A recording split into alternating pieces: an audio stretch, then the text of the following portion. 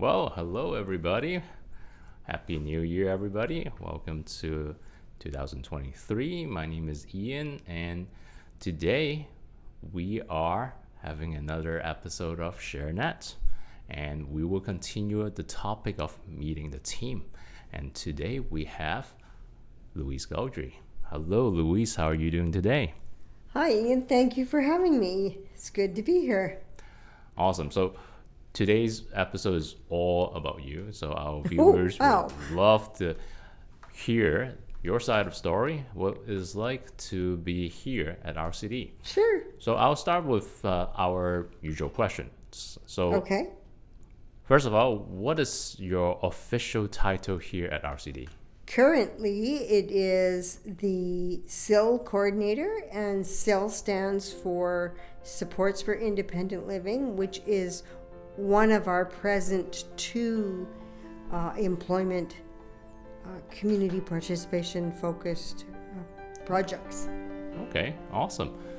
Now, what would you describe as your job duty at the center right now? Well, with the center being a not-for-profit, of course, it always means that we wear a number of different hats.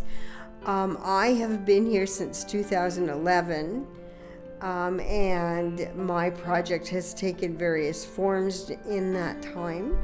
So at present, under SIL, I am serving anyone who is over the age of 30 who is interested in seeking employment or some other level of community participation, such as volunteering or investigating leisure options, schooling, anything of that nature. So this is like complementary to what Vincent is doing because he covers the age group that you're not covering. Yes. Historically, my program has always been open to all individuals of all ages, all types of disability.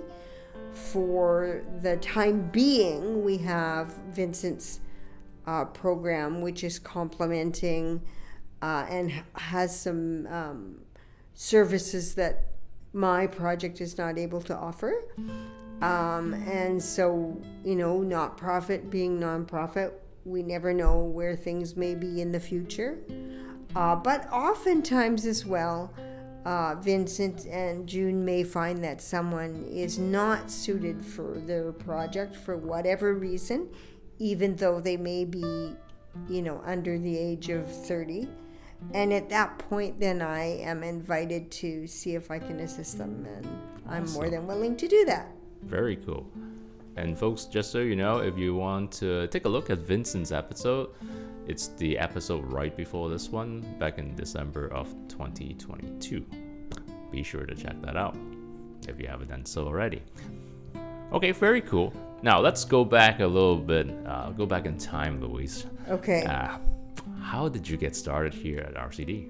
Well, the man behind the camera will particularly know.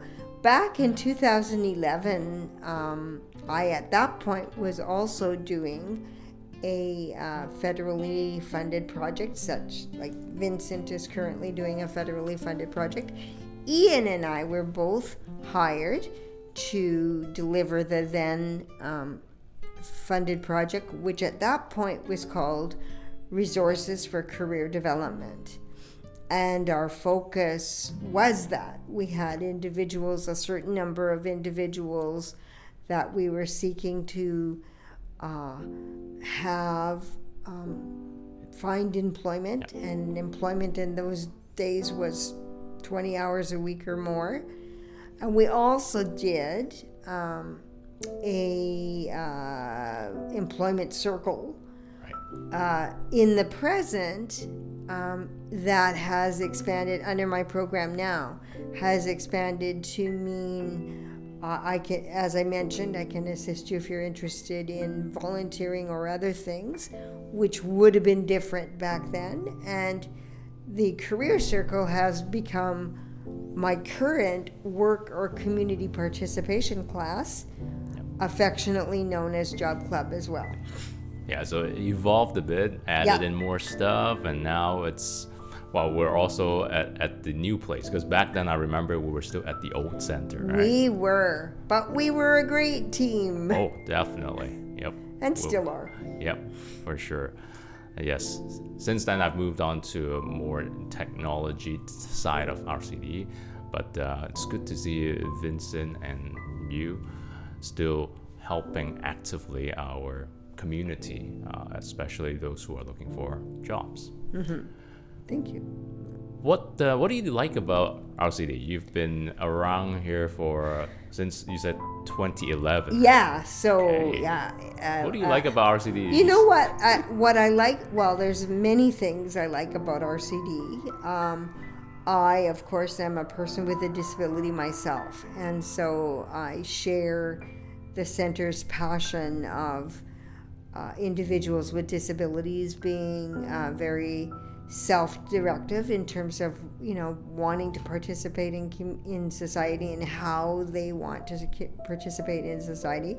Obviously, I'm very passionate about people with disabilities getting an opportunity to work or be involved with a volunteer opportunity, whatever suits them. As a team, I really like that we have that open office concept where all of our desks are squished together, and you know, we get a chance to know each other and talk to each other versus I have worked in a scenario where, you know, we did have little offices, and that was appropriate at the time, but I kind of like being able to look over my shoulder and talk to my coworkers. Yeah. And then you can always just yell, Ian. Which I Something's do. not working. The computer. The entire office, they're doing that. Oh, sorry, scratching my eye on you. It's all good. So now, with so many years under the belt, there must be challenges and rewarding moments. Let's talk about the challenges first. Well, I think the challenges for me, you know, in terms of talking about my, you know, the way my position and project has evolved over the years. Ian may remember that, you know, in the past when we first started out, our project was not something that found itself on the activity calendar. You know, we were fulfilling our contract.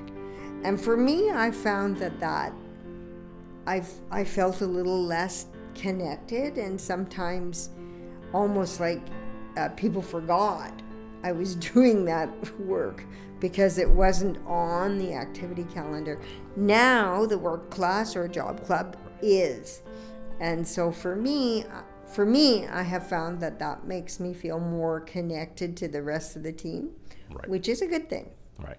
Yes, because our usual members, sometimes they may not be engaged in the employment side of things, may never see Louise or myself back then, right? Well, I was involved with computer classes as well, so some of them, they still connected with me. But for Louise, she's doing exclusively for the project of employment, so some of our members never get to see her.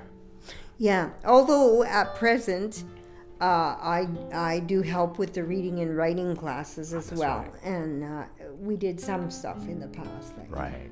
So, yeah, back then it was quite something, and I remember our old office were very much cubicle-like, especially for the activities, right? You got the activity room, you got the computer lab, and then you got the resource room, meeting room, and then you're kind of by yourself most of the time, right? Mm-hmm. So I can see where that challenge is now. Now, what about the rewarding moments? Well, to me, there's always often rewarding moments. Obviously, since my primary role is helping people to either find work or some other form of community participation that they are choosing, for me, those are always the most rewarding. I'm happy to say that through the years, people have found employment or have gotten into school or got that volunteer job they were hoping to get. And so I really celebrate with my people when they do that, because I've had the experience of being on the other side of the desk, so to speak, being that individual that's looking to break into the workforce. And so, yes. And then in terms of teaching, sometimes, a job club, it's not like joining a photography class or a games group where it's a natural pull. It's one of those things like taking your medicine. You have to. If you want a job, you got to know these skills, but it's not always the most, wow, I really want to do that. Yep. But when I get somebody that has picked up on something I'm trying to teach and, hey, they're getting it, that's really exciting for me as well. And you package it in a way that it's entertaining for them to learn, and that's a good thing too. Yeah, we work at it. We try to have some games, because it's always more fun if we're having fun. We have videos. I try to get some guest speakers in, at least through Zoom. In some ways, that's been one of the good things about having gone through the pandemic, is Zoom became normalized, and it makes it a lot easier for people to join in if being live is a barrier. However, I'm happy to say that the courses are now happening in the center live, and it's a lot easier. Let's face it, it's a lot easier to grasp material when you've got interaction with people, right? That's right. Yeah. Thank you. Now, we are just running over 10 minutes now. Okay. Any messages for our viewers? I guess my messages would be, we're in January. I'm assuming early January when you see this. Yeah. And so please feel free to contact the center.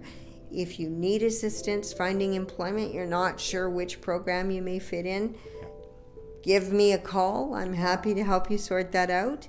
Also, if you're interested in gaining some skills on what do I need to do to promote myself, to prepare my resume, what kinds of resumes are there, I am taking names for the current running of the job club, which will start on the 18th, I believe, of January.